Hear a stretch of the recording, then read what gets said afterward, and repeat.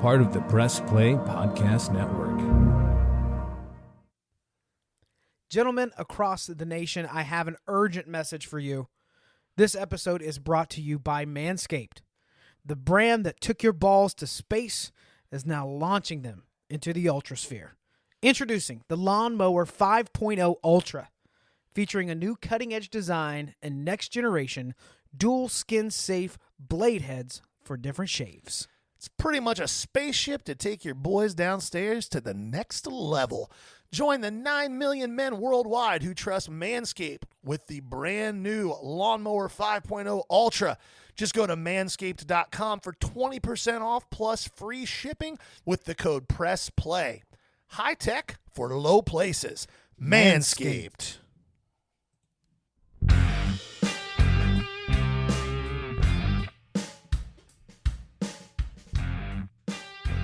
Hello. It's a lot of hellos, man. Yep. Okay. This is the Ball Card Show, the sports podcast. For the Sports Collector, I'm Jason Otero. I'm Gary LeMaster. And as always, we are brought to you by the Press Play Podcast Network. I was requested to sing. No, not on this. You were requested to sing on a We TikTok tell people, video. we tell people No, a specific to go to our request. social media. It was a specific request From a dedicated fan. for a TikTok for you to sing, not on the actual podcast. We've had enough of that. From a dedicated fan that sold me probably 150 Mac Jones rookie cards a couple years ago. Yeah. He made out like a bandit. So how could I not? Woo! How could I not also sing for him? While Please I'm at don't. it? I'm begging. You got to know when to hold 'em, know when to fold 'em, This is your fault. know when to walk away. Remember this the next know time you make a when to request. run. You This better is- come on. this You is love what we're Kenny gonna- Rogers. Yeah, but not when you sing it. I'm gonna go to Dolly Parton if you don't. Oh my God. You know what? I'll skip straight over. Islands in the stream. There we go. That is what we are. Yeah, come on. That's the only the words to that song. Yeah, I can do that. I can just make noises. To another sun and to talking cards with my brother. Oh, You're a that's real weird. tough guy for a guy wearing a Care Bear shirt. Careful, I'm grumpy. Yeah, buddy. Oh my gosh. Yeah, buddy. Picture. I had this conversation with my wife earlier. She said something because I had this outfit on, and I had my Teenage Mutant Ninja Turtle socks on, Okay. and I had a pair of Nike slides on. And she went, "Are you really leaving the house like that?" And I went, "I mean, it's a little rainy, so I might put shoes on, but yeah." You know, I started to push it a little more, not because it's things that I like, but the older I get, the more admiration I have. Like when I was a kid, old guys wore like the 70s polyester itchy plaid pants. Yeah. And I was like, what? I would never. And now I'm like, oh, I don't care anymore. No, that's what I told her. I was like, Unless I'm going to embarrass my family when we go somewhere, I don't care. I don't even care then. Well, That would be a defining difference between the yes, two of us. it is. I told her, I said, there is an incalculable amount of freedom and just How much freedom? Weight falling off of your shoulders when you truly reach the point where you don't give a shit what other people think about you. There's one. You have up to 3 per episode. What? Swear words. Oh. You've been a lot more aggressive. Do I get a naughty mark? Do I get a report card sent home? But you're a shapeshifter. What's the other word for shapeshifter? Skin. I don't know. This is weird. What's the sci-fi thing where they turn into other? Is it just called shapeshifter? I think so. Yeah. There's another word for it. Skinwalker. Oh. You're becoming the skinwalker of Skip Bayless. Oh, I hate One you. angsty Don't ever say statement that at a again. time on this No, show. because Skip Bayless doesn't say angsty things. He says stupid things. No. I try really hard not to say stupid things. Speaking of, though, I am going to take about probably 60 seconds here to Go ahead. extol the virtues of McDonald's. Oh, yes. By the way, we are going to talk about sport cards. Eventually, yeah. Sport cards. But this is really important. This is like a public service announcement for all of you. I don't eat at McDonald's a lot for lots of reasons. But this morning, I went to my normal gas station because if I have a choice between like gas station roller grill breakfast or McDonald's, I'm going to take gas station roller grill breakfast. It's just better. But they didn't have any of the stuff I like. So I was like, well, I guess I got to go to McDonald's. Thank God that this happened, because I pull into McDonald's and what do I see on the screen? Guys, gals, I hope you're sitting down. McDonald's has brought back the steak, egg, and cheese breakfast bagel, and it was glorious. Now, my order on the steak, egg, and cheese breakfast bagel is, I'll take that, but I don't want the egg. So you just get this warm, toasted bagel with 2 slices of American cheese, piece of steak, well tenderized, some grilled onions. I had 2 of those this morning. I could take a nap right now. It would be a great, great day. So make your run before 10:30 a.m. to your local McDonald's and get you one.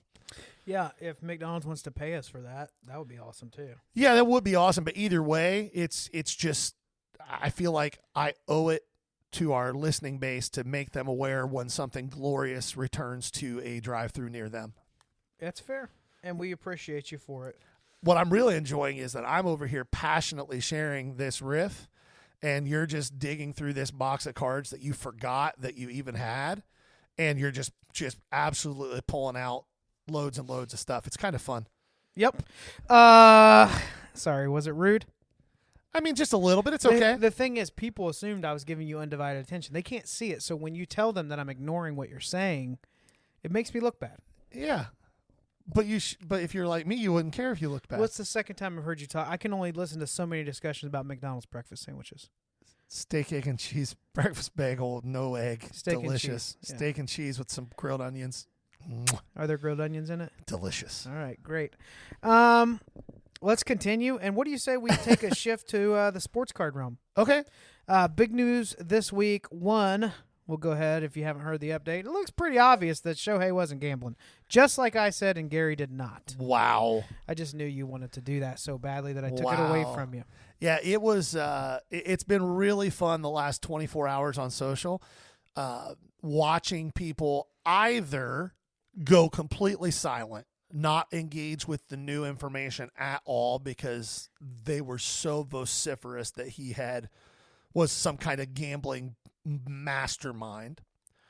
Or, and this is my favorite, now that the correct information and everything is out there, these people are now so entrenched that they were correct, that the only possible reality here is not that they're wrong, not that federal investigators are right, but that it's all a big cover-up. It's just the deep state at work in Major League Baseball. It's not enough for the deep state to be at work in our government. They have to be at work in Major League Baseball as well, because the protection of Shohei Ohtani is of utmost importance. Yeah, there was like a tone of baseball wouldn't survive without Shohei. Yeah, it was the dumbest thing ever. And so Listen, baseball will keep limping along on its own just fine. Exactly. I think that, again, this was all, if you have basic critical thinking skills, this was all pretty obvious what was going on. And exactly what I said is what has come out in all of these court filings. That's really what Gary wanted to say. That yeah, last 100%. Was all he cared about 100%. Literally, this guy was robbing Ohtani blind. He was impersonating Ohtani to call the bank. He was to authorize wire transfers. He was lying the whole time. It was just bad. This dude was completely robbing his friend blind. And I have yet to see anybody show an ounce of sympathy to the victim in this situation. It's mind-blowing to me. Kind of true. It's mind-blowing to me. This dude got robbed of $16.5 million. And on one hand, you've got these morons out here going, how could you not miss $16.5 million? I mean, he had to know what was going on, blah, blah, blah. And then those same people show no sympathy for the fact that this guy has lost $16 million. Like, it's not a big deal for him to lose $16 million. Which one is it? Is it either obvious because it's such a large number, or is it not that big of a deal because he has so much money? Which one is it? Quick question. What do you enjoy more, a steak and egg bagel or being right about something people are debating about? I'll answer it for you. You would skip the bagel every day. in a perfect world, I would rub the bagel on my naked chest while I was being right. That would be like, sometimes you get perfect more, world. Sometimes you get more than you ask for. That would be my perfect world. Listeners at home, whether you believe me or not, that would be the second time I've seen Gary rub food on his chest. Oh, I forgot about that. I did not. It was a fried tomato, wasn't it? Well, first off, we're in New Orleans. We were in New Orleans. It was late. There may or may not have been beverages consumed. And Gary said, if these fried green tomatoes are good, I'm going to rub them on my nipples. And I said, I bet you won't. That was the wrong thing to say. No, that was the right thing to say. I just wanted him to actually consider that he wasn't speaking an allegory or metaphor. And I'll be darned if in a family restaurant, Gary didn't unbutton his shirt and put freshly fried. Those things are hot. They were toasty. They were so good. The man has no hair on his nipples anymore. No, it was so good, though. They were so good. So for those of you eating steak and egg bagel watch that right picture now, out of your head. Yeah, that would be your lucky day to hear that story. Gosh, that's funny. This is a train wreck of an episode. I disagree. I think we are providing high-level entertainment value for people right now. So yeah, this is the first time that I have gone through stuff and found a box of things that I hadn't gone through, or I'd like picked up several little chunks of $1 stuff, $5 stuff over the last couple of years. Just shoved it in a box. Yeah, and it ended up in a box, and I'm having a blast digging through it. It looks like most of the stuff was like 2019, maybe 2020, and then a bunch of like mid 90s to early 2000s, which rookies. is our sweet spot. Yeah, I probably got 200 cards here that I'm kind of excited about pricing out now. Yeah, they all look like they're gonna be anywhere from $2 to $5 a piece. So this is your reminder to go grab, what you got out there, and you might have a box with some surprises in it, is all I'm saying. That's my thing with Bowman all the time. Like, I just go back every couple years through my previous 2-3 years worth of Bowman stuff, and I'm always pulling out stuff that'll sell for $3 to $10. It's fun. Like, if you've been collecting for a while, like Jason said, you probably have some of these boxes just sitting, and it's always fun to go back and dig because you're going to find stuff. And then there's like new stuff in here too that I didn't know that I had. I wish I paid attention to NBA. I have no idea other than Wemby who to look for in this product. But I digress. I should probably pay attention here. Let's talk about the other big news. So there's just been a ton of moving around in the hobby with the big players, acquisitions, lawsuits, a lot of throwing shade, a lot of like high school drama over this. But the news that came out just yesterday, if you're listening to this the day it drops, is that eBay has acquired Goldin from collectors. Yes. Okay, so obviously, unless you're under a rock, Ken Goldin Auctions has, a lot of the higher end, the really, really big stuff that you see. They also have a weekly auction that you can find some pretty cool stuff on, and almost do like a retail arbitrage. And good prices, yeah. So let's talk through what this may or may not mean. Why first does eBay want Goldin? Well, it's a competitor of sorts. eBay, in my opinion, with collectors that have been around a little while, with some of their cards, you still have a good bit of stuff that moves on there, the majority, but there has been a little bit of hesitation with eBay over some people getting screwed over as sellers over the years. eBay puts an authentication thing in place where cards over a certain value, we're going to authenticate to make sure they're legit. It also puts a safeguard in place for the seller. And we've seen eBay trying to do things for the collector. Things like offering different shipping promotions, like the different envelopes that you can do with that, protecting them up to $20, for the lower end stuff to move. But now we see them spending some money on a big player. So, Gary, break down for us what this might mean, why they would go after that, and then what, there's conversations of what this could mean in regards to PSA being brought into that conversation as well. So what we know right now, none of the financial details have been disclosed, but much like the recent collector's acquisition of SGC, what is being said is that eBay is buying Goldin. Goldin will continue to operate as an independent entity. Ken Goldin will stay on as the CEO, much like he did when collectors bought out Goldin. A lot of people don't realize Ken Goldin already executed his golden parachute. Like, he had his exit already when collectors bought Goldin, and that he got his cash and got to stay on as CEO with a salary and all that good stuff. It sounds like that's, at least in the short and intermediate term, what the plan is now. The interesting part to this is that part of this deal is that PSA now owns the eBay vault. Walk people through, what is the eBay vault? So the eBay vault is, if you buy a graded card on eBay, you can have that card shipped directly to the eBay vault, and they'll store it for you. And now, once that happens, it's a situation where when that card is sold, if the person buying it also wants to keep it in the eBay vault, it'll just transfer the ownership number. Nothing will get shipped anywhere. The transaction will be completed as it is. You'll get your money immediately. The idea of vaulting isn't new. PWCC had vaulting isn't new. I don't personally utilize vaulting.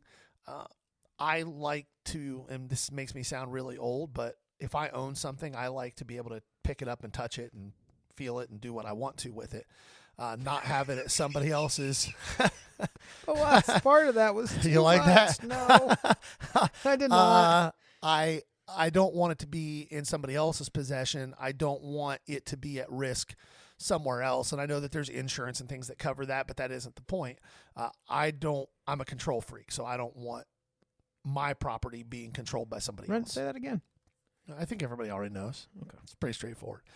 But one of the things that has been tossed around in this is that it sounds like one of the goals for this is that people are able to sell cards while they are in the process of being graded at PSA, which seems to me like an absolute just really bad situation waiting to happen. Did you see what I did there? I paused, found words other than words that you find objectionable, I don't brought find that it. out. I've had my fair share of those in here. I just want you to expand your vocabulary if you're ever going to be like Stephen A. Smith. Wow. So long story short, I think that seems like a really bad idea that could cause real problems. If I have a card sitting at PSA and I sell it and the person buys it and then it comes back a 10, did I lose money in that process? Like, what's the point of even doing that? And if it comes back a 5, the person that bought it gets, shafted. It's just one of those things that doesn't seem to make a lot of sense to me unless they put some safeguards in it. Like, once the grade has been assigned and it still has a week or so in production to get, slabbed and then shipped out, maybe then, but like from the rip, it just seems like a bad idea. So one thing that's a little surprising to me is it hasn't been, okay, I do a lot of eBay, tons of eBay. I do not do cards on eBay. I'm considering getting back into it, but there's a good reason for it. But there are things that you need to do as an eBay seller to keep your metrics running, to keep producing the same amount of sales. For eBay wants to like you enough to push you to move about 1% to 2% of your inventory daily. Now, highly collectible, super high sell-through rate items like cards can, you could obviously do more than 1% to 2% of your inventory. However, one of the biggest red flags I can get, so I sell a lot of apparel, collectibles, a little bit of antique stuff, but mostly apparel. If I falsely advertise the condition of an item and a buyer receives it and says this item is not as described, that is, and I want to debate them on it. First off, eBay is going to side with the buyer just about like 99% of the time, right? Even if you have good photos, but you say in the description, excellent condition, and there's a small stain and you do not note the stain, eBay is going to side with them. Now, if eBay has to step in and decide for you because you both cannot come to an agreement and it is an item not as described, that is a really harsh flag thrown on your account. If you get a few of those, they will throttle you to the point where they'll limit the number of listings. They'll charge you different fees. But the first thing you're going to see happen is you basically get throttled to where your daily sales plummet because they are not going to promote the risk of that. Their competitor is Amazon, whose customer service is incredible, who just tells you to keep it and here's your refund. And so here's what I'm interested to see. The nice thing about selling a graded card is it's basically new. It's considered new condition. So nobody can argue this isn't a 7. But I'm wondering if this is going to open the door for buyers, if there's going to be a window of people kind of scamming or taking advantage. Because if you go through raw cards now, like you can go through, like, let's say 68 tops, right? I just picked up a Superstars card. It's on the way of the Mantle, Maze, and Killebrew, right? So I was looking up comps on that, and it blew my mind how many of these raw cards would say EX, mint minus, near mint, grade worthy, sharp corners, blah, blah, blah. Once people catch on to this, and there's going to be a standard for these being graded, or this has been submitted to PSA, it has a grade of a 5, right? Can't argue with that. But I'm wondering if once this happens, people are going to take advantage of these raw listings that have been up. Like a vintage card would be a good example of that. You have some bigger vintage cards that have been sitting on eBay. Somebody is really okay waiting 2 years for it to sell for $250, even if everybody else is selling them for $200, right? I'm wondering if people aren't going to buy these up and then say, hey, this wasn't the condition you described, and then shake down the sellers for either, hey, if you give me 50% off, I won't submit a claim. You see where I'm heading with this? Like the slabs can protect it, but right now there's a lot of bad descriptions out there on raw cards. See, I think that on eBay, and you know more about this than I do, so if I'm saying something wrong here, tell me. Because I will. I don't sell on eBay, like, really at all. I very rarely buy on eBay. But my understanding is if I open an item not as described case, the seller can also say, hey, no problem, without eBay stepping in, say, hey, no problem, I'm happy to give you a full refund as soon as I get the card back. Yes. And that eliminates that. There's no shakedown at that point. If the buyer then goes, well, I don't want to send the card back, I just want money back. At that point, as a seller, you can tell eBay, hey, I'm not interested in giving them a partial refund. I just told them I'd take the merchandise back. That won't give you a negative to your account, right? Correct. So you can, but it's more complicated than that. Okay. It is true that would be a claim that was resolved between the buyer and seller, which is always looked on favorably. Right. However, let's say that I have, especially with these card scanners now, there's a lot of people that have inventories of 1,500, 2,000, 5,000 cards. Burbank has 250,000 cards. Yeah, that's listed. Like the biggest, right? But there's going to be a lot more of that. But if I was using keywords like mint or gradable or blah, blah, blah, should be in the title, and maybe 25% of my cards have that, while eBay may not penalize you technically, your sales volume is going to decrease because there are open claims. So what you're saying is sellers, don't be dummies. Don't be dummies and be ready for harsher consequences for claims. So, like, is there something to this though? Like, because this is something that I think gets really lost in translation here, and maybe you can tell me if I'm wrong. And I know you will. I think that there are a lot of people in the card collecting community who don't actually know what those things mean. Right. Like, EX is a PSA 4. If I say something that is EX plus, I'm saying it's a PSA 4 or better. Yeah. I think a lot of people think that means it's a PSA 8, maybe a PSA 9. It's not. And when it goes to authentication, they are going to judge it based on what those descriptors actually mean. Mm-hmm. Like, a lot of people don't realize if I say a card is good, that's a 2. That's a PSA 2. Mm-hmm. So I think that's part of it too. I think that a lot of times buyers don't know what the things they buy. I don't think that they know what those descriptors mean. And the flip side of that with a seller is, hey, I told you exactly what it was. Mm-hmm. It's not my fault that you don't know what that means. Yeah. Yeah, it's interesting. I think you're right, and I think it has to do with a lot of newer collectors. Now, for sure. There's one other hobby I collect in, not as heavily as I used to, but I have a pretty extensive collection of records.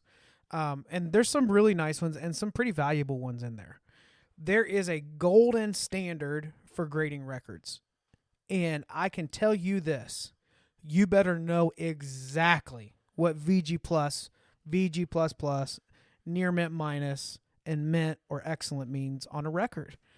Fair, poor. Like, if you don't get that right, it is getting returned immediately. Condition is so big, and it can be a tiny thing in one groove, but you miss that, and it's a big flag. So I think you're right. Maybe it would help standardize a little bit. A lot of people don't understand what those mean. You see them on a lot of vintage cards, which I don't think is the majority of what's moving on eBay. No, but like if you see something on, so just as a quick, just a quick rundown. If somebody says something is gem mint, you could assume that they are saying it's a PSA 10. Mint is a 9. Near mint to mint is an 8. Near mint is a 7. Excellent to mint is a PSA 6. Excellent is a 5. VGEX is a 4. VG is a 3. Good is a 2. Fair is a 1.5. And poor is a 1.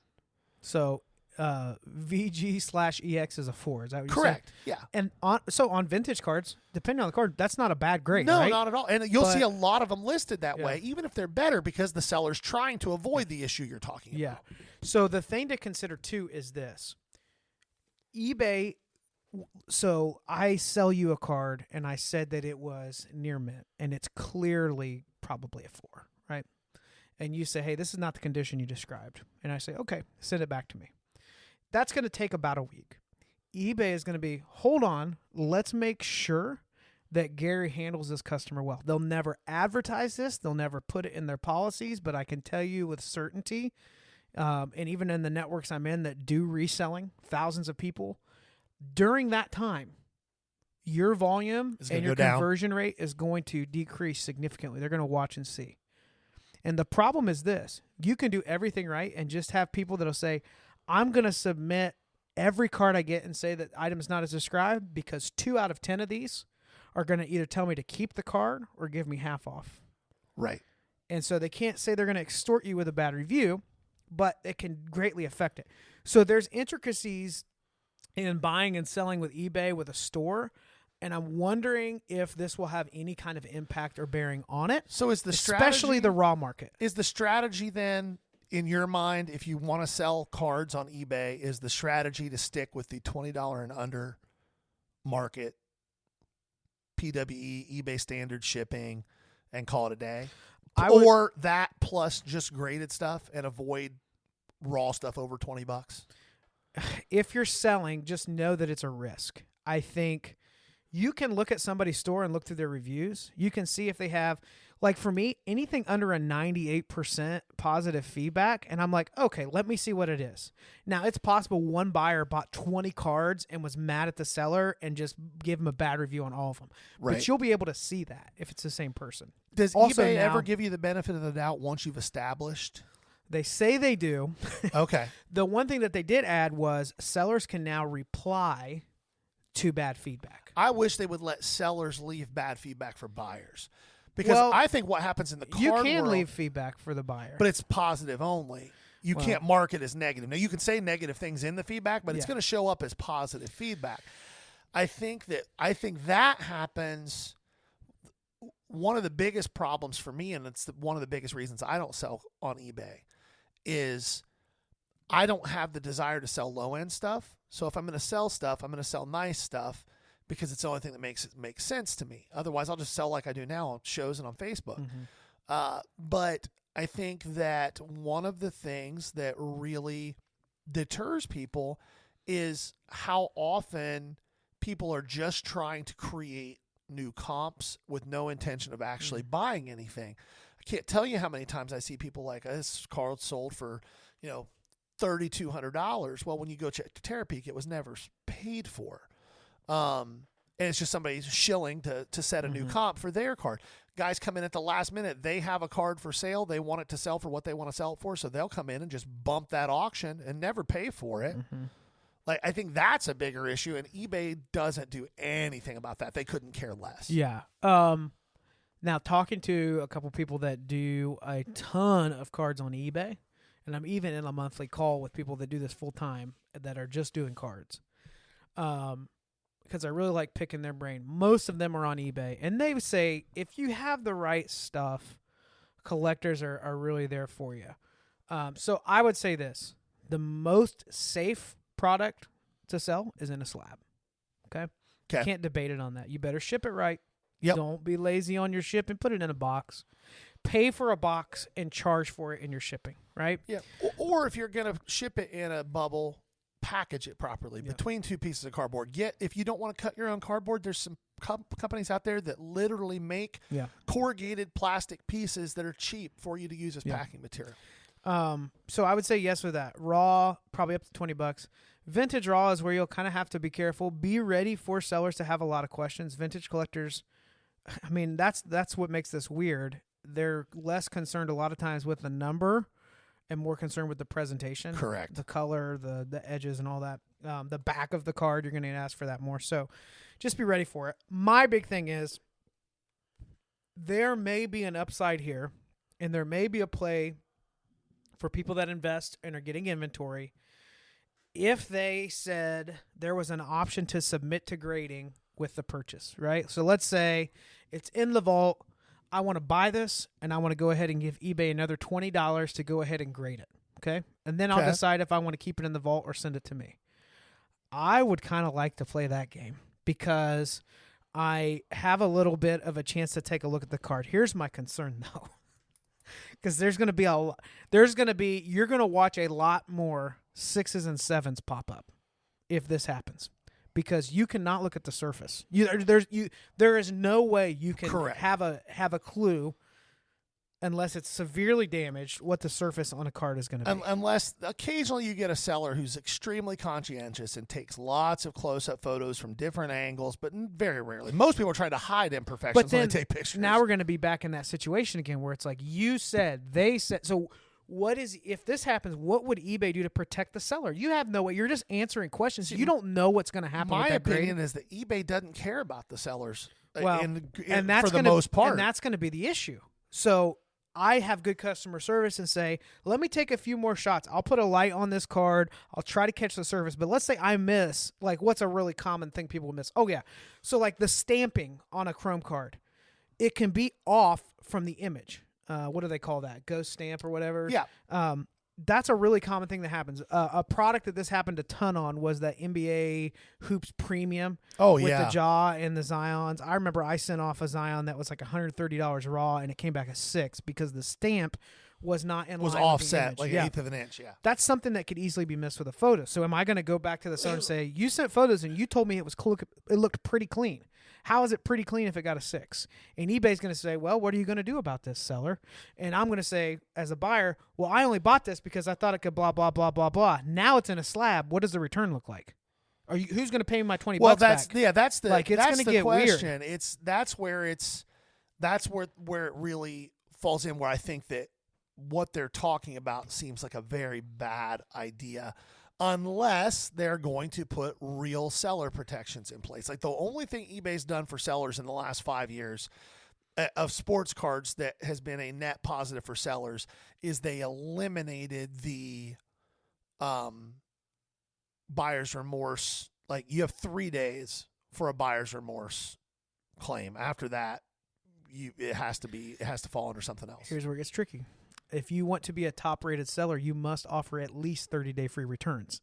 Now, you can have listings where you do not offer that service, but if I wanted to have that top-rated seller badge beside me, that means I'm going to ship it within the next 2 days. I think it's the next day. I'm shipping it within 1 business day, and I'm offering at least 30-day free returns.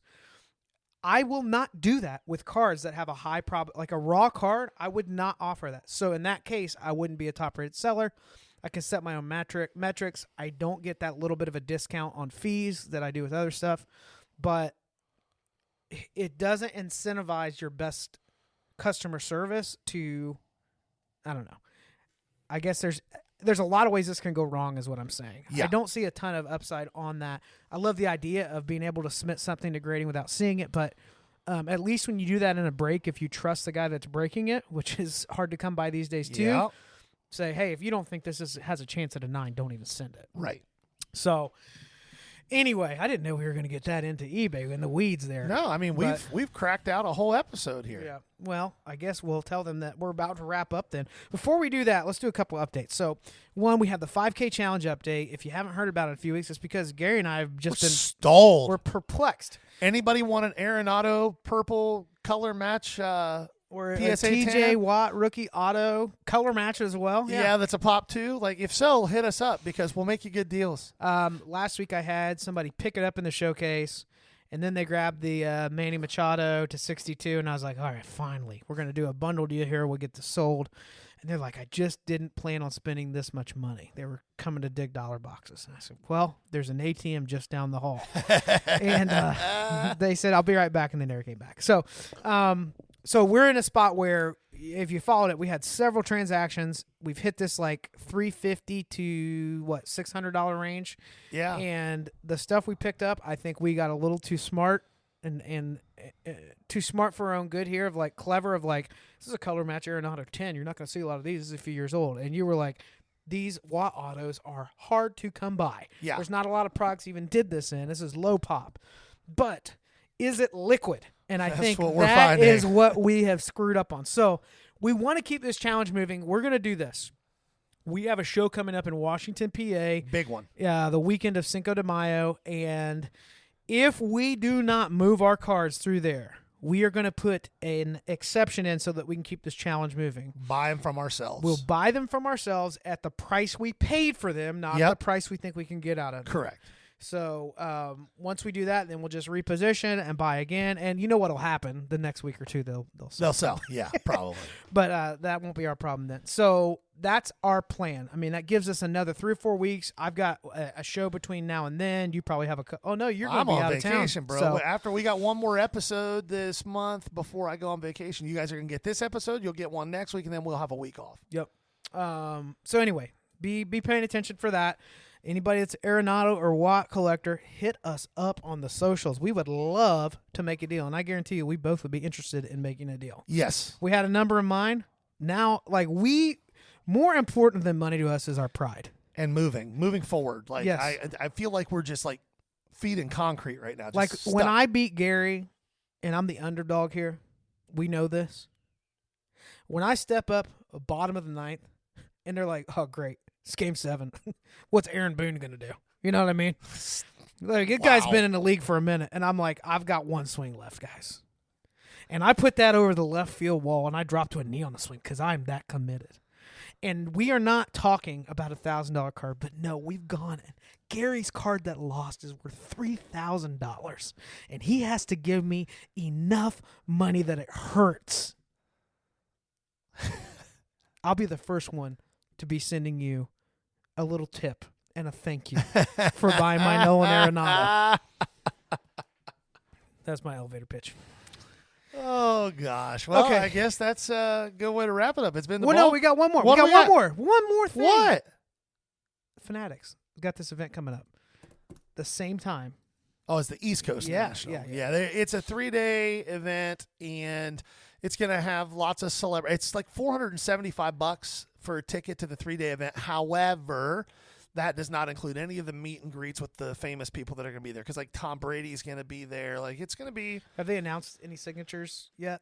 No, but there's going to be product drops and random things. I think it'll be a fun event, but I think if you're going to go experience the whole thing, it's not going to cost you $473. It's probably going to cost you more like $2,000 or $3,000. I wonder if I can use fan cash on that. I bet you could for the actual ticket. I doubt you could for the stuff on the inside there. But all right, now we're done. This has been the Ball Card Show, the sports podcast for the sports collector. Bye now. Peace. If you've been in an accident and your car needs a little TLC, look no further than Newark Auto Body and Zanesville Auto Body. Safe and reliable collision repairs are their business. They are a local, family-run, and veteran-owned business serving the Newark, Zanesville, and surrounding areas. And guess what? They work with all insurance providers to make your experience hassle-free. Plus, make sure to ask about their special discounts for U.S. military veterans. Visit them today at autobodyofnewark.com and autobodyofzanesville.com to get your repair started. Their iCar Gold Class team of skilled collision repair technicians will make your vehicle just like new again.